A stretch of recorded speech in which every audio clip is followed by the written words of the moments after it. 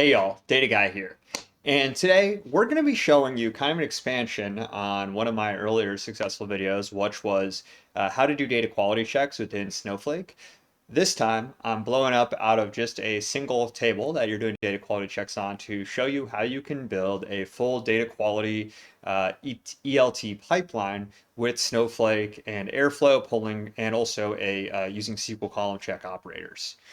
So this is a great way to kind of take yourself from just exploratory example data quality check work into showing you how an example production workflow might be done using some of the high level scheduling features of Airflow, allowing you to run these processes in parallel for maximum efficiency of that cheap Snowflake compute. So this is kind of the general flow we're going to be following. We're going to start, we're going to create some tables within Snowflake, just as like temp tables for us to store our data in while we're running our data quality checks. Then we're going to load our data in parallel, check that it's all loaded. Then we're going to use those SQL check operators to check both the cost table and our forest fire table here. Then we're going to load in the combined forest fire and cost data, then do some additional quality checks on the merge data quality, or sorry, merge forest fire and cost table data. And then we're going to transform that table and then just delete it all to clean it all up afterwards so we can run this again as kind of a demo, but and also to clean out any temporary tables that we used here that don't need to exist for a long time. And it's actually better if we do delete them because that way when we ingest new sets of data, our old data doesn't get reprocessed alongside with it. So without further ado, let's go into VS Code and let's get started. So here I'm in my local Airflow environment, again, as usual, running Astro. And if you're looking how to run Airflow locally, check out my many guides on how to run Astro or Airflow locally through a variety of different ways. In this case, I'm using it on Docker. Create your empty repo, run Astro dev start. After you have added your providers package for your Snowflake, and then I happen to be having the SDK Python package here. Don't worry, you don't need to have this one in. And then all you need is the Snowflake providers. Now, if I go to the DAGs folder, I can create a new file here, and we're going to call this complexdqcheck.py. And then the first thing we're going to do is import a whole mess of operators. So here we're going to import our DAG, our chain operator, to make it easy to just chain all our tasks together at the end.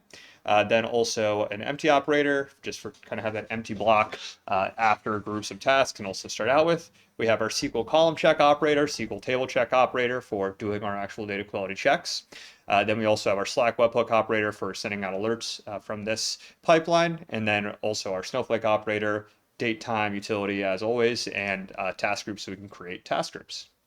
Then what we're going to do is set a few different constants related to our tables. So here, Snowflake forest fire table equals forest fires, Snowflake cost equals cost, forest fire costs equals our Snowflake forest fire cost table. Then we're going to set our Snowflake connection ID just as Snowflake default, so just set that there.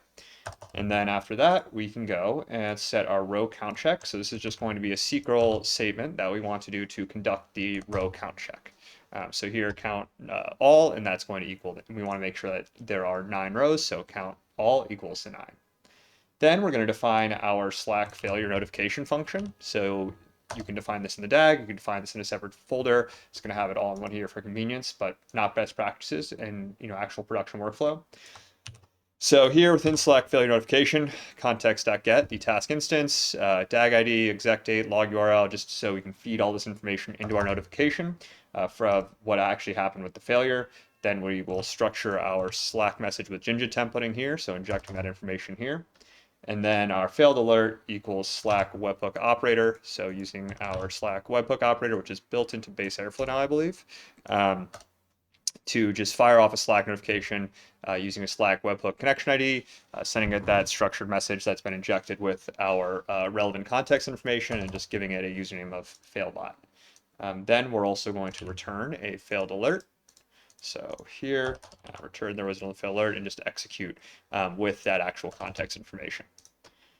Now we've got our failure function done. It's time to start writing our DAG. So here we'll do is just write with DAG complex Snowflake transform, set a description, start date, schedule interval, template. This is just going to search for our SQL examples so that it just knows where to pull some SQL statements from. And I'll run you through what those will look like in a second. So those will be within here in our include directory, within here in SQL. You'll have your different SQL examples, but in this case, different Snowflake examples. And I'll kind of show you what these are as we call them within the DAG. So you're not just looking at a list of SQL statements all one by one. But I'm going to be going back to them a lot because our first one is creating a forest fire table. It's going to call our create forest fire table .SQL statement, which is here. So just creating a table with all these different forest fire characteristics. And then with the parameter, the table name of Snowflake Forest Fire Table, which again we set up there. Then our next task is going to be creating a cost table. So here we have another Snowflake operator, and we're going to create a cost table. And then we can go to see this create cost table in SQL, create or replace transient table with ID, land damage cost, property damage, lost profits. So the cost of that forest fire. And then we're going to create a forest fire cost table task, which we'll call the create forest fire cost table. And here we are going to combine some data around this forest fire and some data around the actual cost, so we can analyze downstream and say, hey, how can we correlate the forest fire attributes and the actual cost of the forest fire? Then what we'll do is we have our load forest fire data. So we're going to need to use this to actually load our data into Snowflake. So here, going to our load forest fire data here, you can see inserting into our forest fire costs, just different information from our forest fire source file. Sorry, it's hard to say all these F words at once. Then we also have loading the cost data. So next, load cost data. Here's another Snowflake operator, and then we can see the load cost data SQL function right here, insert into. Then next we have our load forest fire cost data. So here, loading in, again, the combined forest fire and cost data, this is where we have our insert into forest fire costs, different information from these two tables. You can see from forest fires and from costs, different attributes that are being brought in here. Then going back to our DAG, next we are going to then define our transform operator. So here we will call transform forest fire cost table, again a Snowflake operator, SQL transform forest fire cost table. And then down here, we're creating our different task groups. So these are our actual data quality checks. We've got all kind of our boilerplate transformations and, just doing some sample logic. And also I forgot to show you the transform forest fire. So this is just selecting different attributes to get, and then doing a basic division to find the total cost per area. And then here, we're going to define our first task group, quality check group for forest fire. So here, default are just our Snowflake connection and our on failure callback. So we get any alerts, and all these tasks will use our default Snowflake connection. Then here, we are going to define our forest fire column checks. So here, using the SQL column check operator, we have the ID, null check, make sure there's no null IDs, and make sure the max RH is equal to 100. So making sure that nothing is too large, nothing exceeds 100 under the RH column, and lect2, and just saying, yeah, the length cannot exceed 100. Then next we have our forest fire table checks. So here, SQL table check operator, again, running a row count check statement. And this is where we have our SQL statement that we actually added to this file. So row count times all equals 9. So make sure there's only 5 or 9 rows. And that is our forest fire data quality check task group done. Next, we have another data quality check group for our cost tables. So here again, using the similar default argument, similar setup, we're then going to run some different data quality checks on our costs. So here we are running some column checks to make sure the ID isn't equal to 0. The minimum damage cost, so the damage cost has to be greater than 0. And the property damage cost, again, has to be greater than 0, the lost profits cost. So just making sure that any entries where there weren't actually profits or there was an actual cost, don't include those. And also don't include any row or columns with a null ID. And then under the cost table checks, on the row checks, what we're going to do is, again, just make sure that the length is equal to 9 to make sure that our tables match up in their size. So we've done the individual data quality checks. Now we can do them combined after we've merged the data.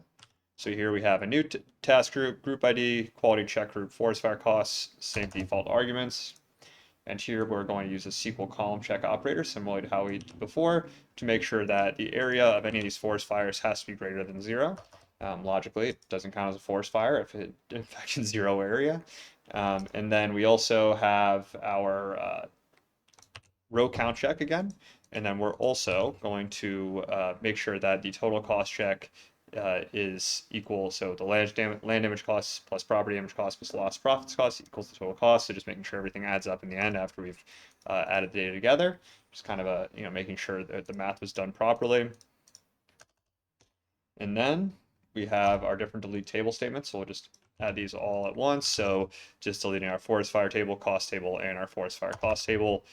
In production, you probably only had delete the cost and forest fire table unless you were moving this elsewhere, but I digress. And then we're just going to define some empty operators for beginning, checking after creation, and loads, like all easily tie back into one, and then an ending operator. And then what we'll do is just chain that all together. And after we're done with that, we're all set. So now I will save this and meet you all in the Airflow UI and show you just what connections you need to set up, and we're all done.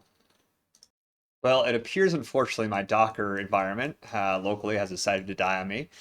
So we'll fix that in a future video, but that DAG should run. I've definitely tested before. It works. It's been presented on, and I'll link the GitHub repo below. But again, your finished product is going to look something like this. You're going to have your different groups of your different quality checks, your loading of the data, your various SQL statements, and this is just kind of the end result as I showed you in the beginning. But sorry about that. Don't really know what's going on. Been trying to fix it for like an hour, but figured I'd at least put up the instructions on how to get it all the way to the finish line and then leave you to get it all done at your own pace. So I hope you enjoyed. Sorry about that, and have a great rest of your day. Data Guy out.